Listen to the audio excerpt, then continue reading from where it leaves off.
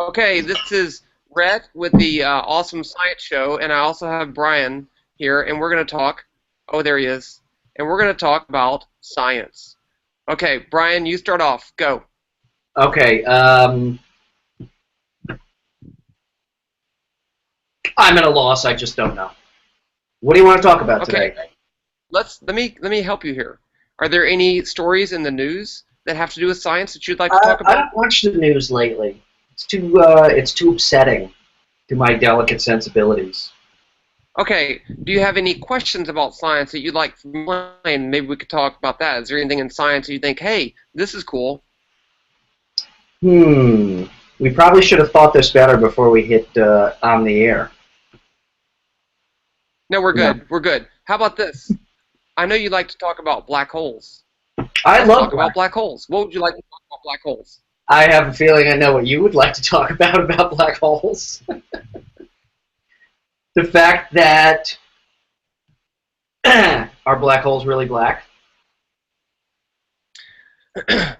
Well, I think that depends on your definition of black. Um, I think there's two good definitions of black. Black, number one, is it perceptually appears to be black to the human eye. That's the number one definition. And then the number two definition is doesn't have any light coming off of it. So which definition do you want to use to talk about the blackness of black holes? Well, I think the common perception is that black holes are completely black in both regards. But I believe that I've read articles that said that they are not completely black in the non-visual spectrum, and that they do indeed give off radiation.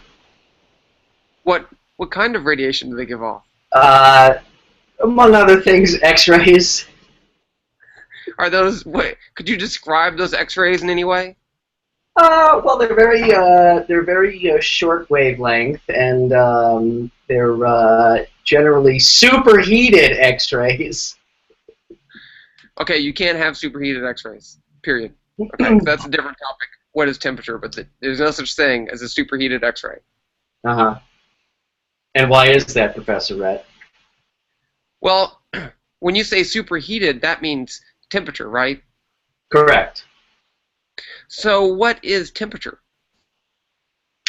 Temperature is the release of heat as energy, or energy as heat. So you have chosen to use a circular definition of temperature. Temperature is heat, which releases Temperature energy. is the measure of hotness. You know what? That's actually not a bad definition. Temperature is actually very, very complicated.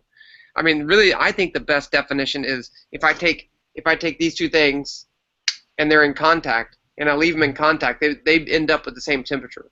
So temperature Right. is the thing that these have in common after they're in contact. Or energy.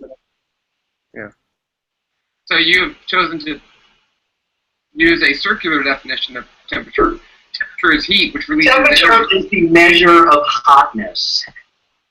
Wow, I'm way behind here. Are you out of sync with me too? I mean, really, I think the best definition is if I take these two things and they're in contact, and I leave them in contact, they end up with the same temperature. So temperature Right. is the thing that these have in common after they're in contact. Correct. I would agree. It seems we have some syncing Use a issues circular here. definition of temperature. Temperature is heat, which releases Temperature energy. is the measure of hotness. Wow, I'm way behind here. Are you out of sync with me too? Yes.